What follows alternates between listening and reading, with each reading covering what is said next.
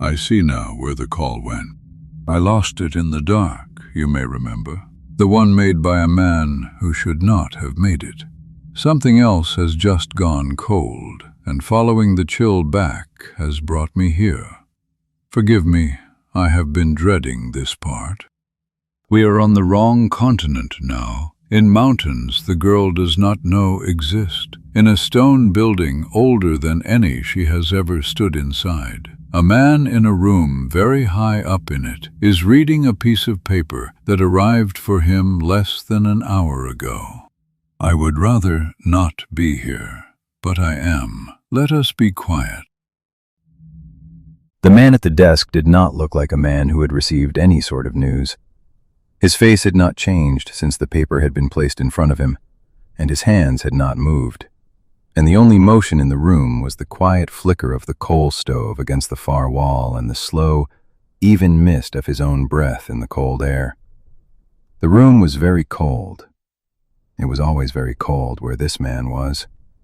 The cold went where he went, the way certain people brought a smell of cigarettes or a certain music wherever they walked. His name was Alaric Chasseloup. He held, by birth and by trial, the rank of General of the Northern Marches, and the rank of Master of the Frostward Hand, and within his own house, Hus Stormfjall, an old Icelandic noble line raised to the rank of house at the founding of the United Magical States, and granted by council accord the running of the northern weathers, he held the rank of Stormwright, which no other of his line currently held. The room he was sitting in was in France, posted there by the office of the High Magi to oversee the territory of one of the western houses. The mountains around the room had been called the Alps for as long as anyone living could remember, and a great many other names before that. Names Chasseloup had read in the older books his house kept in a locked room, and which he considered, when he had time to consider such things, with some affection. He was reading the paper for the third time. He set the paper down.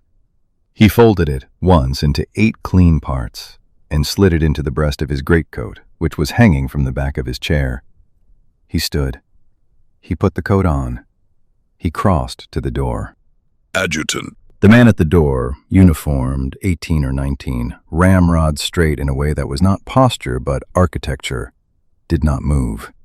I will be gone for 2 hours. No appointments, no calls. When I return, the Devereaux boy is to be in my office, not before. Sir. Not before. Sir. He left. On the parade ground below the tower, the third-year cadets were still running their formation. Pale plumes of breath, low-layered chanting in a tongue dead for 1,000 years, and Chasseloup crossed past them to his car without looking up. The road down the mountain was a series of switchbacks cut into ice and salt, and Chasseloup drove it without looking at any of them. He had driven the road 1,000 times. He had driven it in storms his house had not raised, and in storms his house had.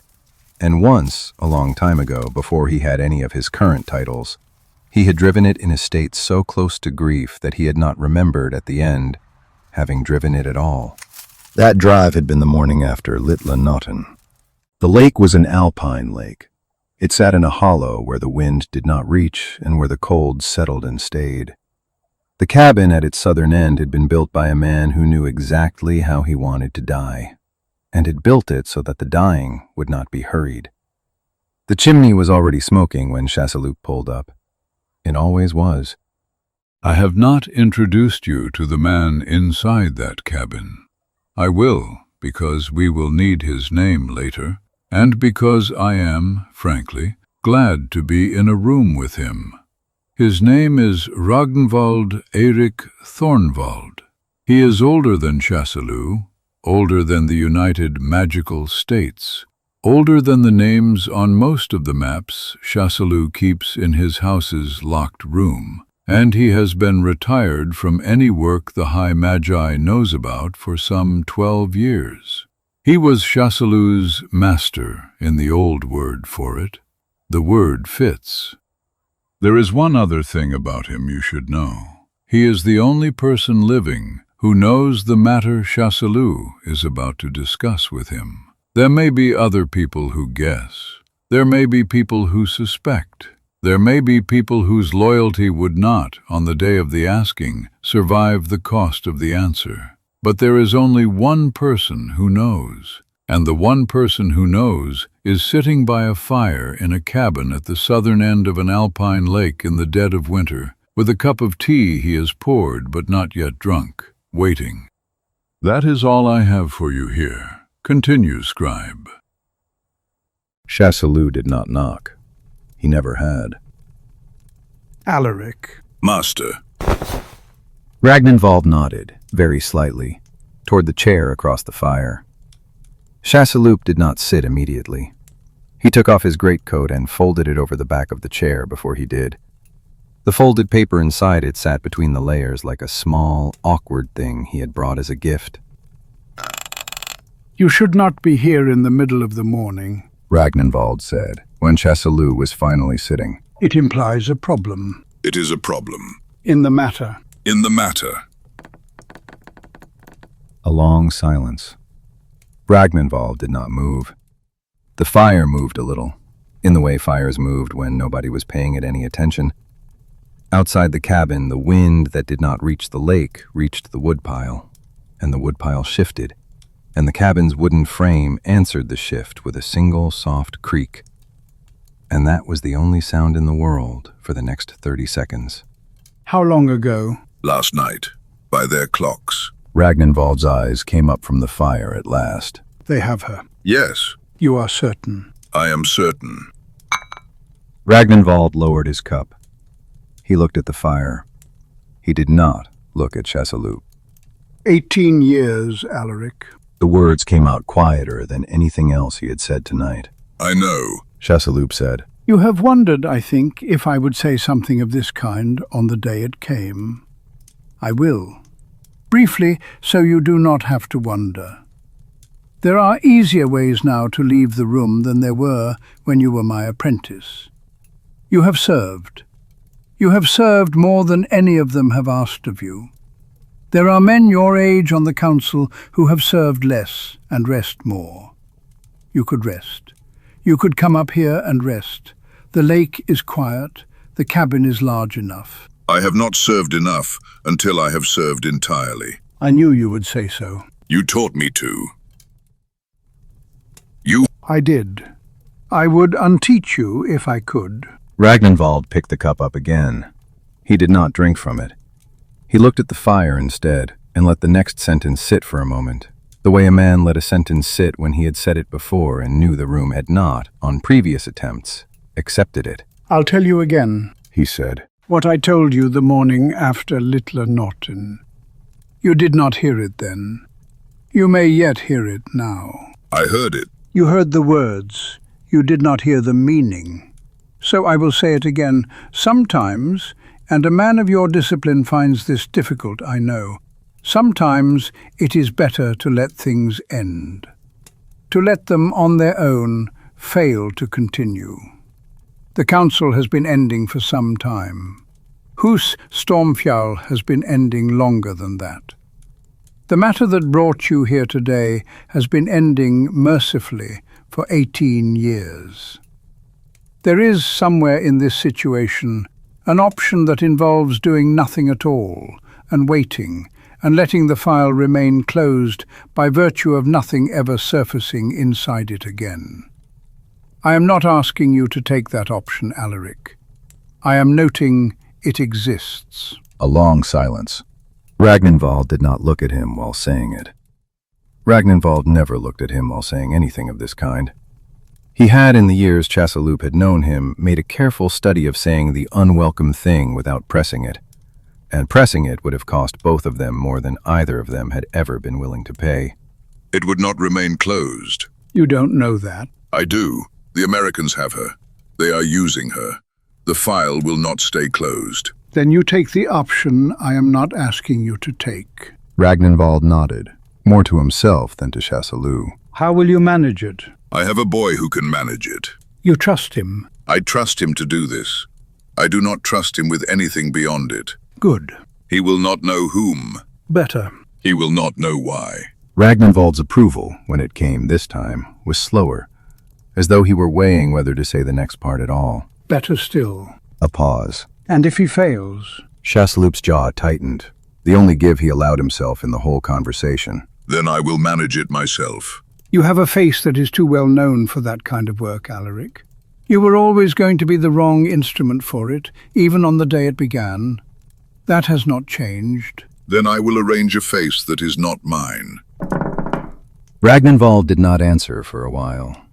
The wind shifted again, somewhere outside. The cabin creaked again. Burn the report, He said finally. once it is done. The one you carried. Burn whatever record you have kept of the looking. Walk into this winter clean. Do you understand me? I understand. You will not, of course, do it. Chasseloup did not answer right away. I will think about it. That is what you said the last time. Chasseloup almost smiled. He did not. He stood. He picked his greatcoat up from the back of the chair and put it on. At the door, Ragnvald said, without turning his head. Alaric, Chasseloup paused. do not come back here for 3 weeks. If you come back before 3 weeks, both of us are finished. Do you understand me? I understand. He left. The drive up the mountain took longer than the drive down. By the time he reached his office, the adjutant was already standing at the door, and the Devereaux boy was already in the corridor, a respectful pace behind. Bring him. The Devereaux boy entered. The mist came with him. It was thin at this density, the kind of haze that lived on a mountainside in late autumn, threading the trees, suggesting weather without quite committing to it. It curled around the boy's shoulders and the back of his neck, and where it touched the floor, it did not pool the way smoke pooled, but slid sideways and forgot itself. Devereaux did not appear to notice it. He never did. The mist had begun forming around him at 16 and had grown denser in proportion to the rate at which his discipline had grown, and Chasseloup had come to read the density of it the way other officers read a service record. The mist that had walked into the room today was darker than it had been at the boy's last review. Sit, Devereaux. The boy sat in the wooden chair across the desk. He did not adjust his posture. He did not lean. He kept his hands on his knees, palms down. Chasseloup did not preamble. He slid a card across the desk. You will need to leave tonight. Use what you have been taught to travel to the state of New York in the American Republic. The address on the card is an orphanage. The photograph on the card is of a young woman. You will identify her. You will follow the trail of her recent movements as far as the trail will go. You will end her quietly. No body recovered, no witness, no record. The boy picked the card up. He looked at the photograph. He looked at the address. He set the card back down and put his hands back on his knees. You will not ask why. You will not ask whom she belongs to. You will not contact this office. You will not contact any office. You will improvise such resources as you require. If you are seen, you will not be the one identifiable. If you are caught, you will be a fool from a minor house acting on a personal grudge, and you will go to the punishment a fool from a minor house acting on a personal grudge would expect. You will not name me. You will not name the Frostwood Hand. You will not name your house. Do you understand? Sir. On the day I am satisfied the matter is concluded, you will be promoted to Lieutenant of the Frostwood Hand. You will be the youngest officer to hold the rank in the history of the Order, and the only of your line ever to have held it. On the day I am not satisfied, you will not be. Sir. Anything you require to ask, ask now. There will not be another opportunity. The boy thought about it. He was, Chasseloup noted, the kind of student who thought before he spoke, which was the trait Chasseloup had selected him for. Eventually, yeah. The card, sir. May I take it? You may take the card. You will burn it upon arrival. Sir. Anything else? No, sir. Go. The boy stood. He did not salute. His line did not salute, on account of an old story about a hand raised at the wrong moment, which everyone in the corridor knew, and no one in the corridor was supposed to repeat. He inclined his head a precise 18 degrees and walked, with a quiet no boy his age should have been able to produce, out of the room.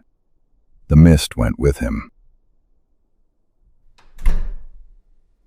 The door closed. Chasseloup did not return to the window. He sat at his desk. He folded his hands on the blotter. He breathed out very slowly, and the mist of his breath moved across the desk like a small weather system passing through. He had not become storm-right by carrying the names of his problems around with him. But he sat at the desk a while longer all the same.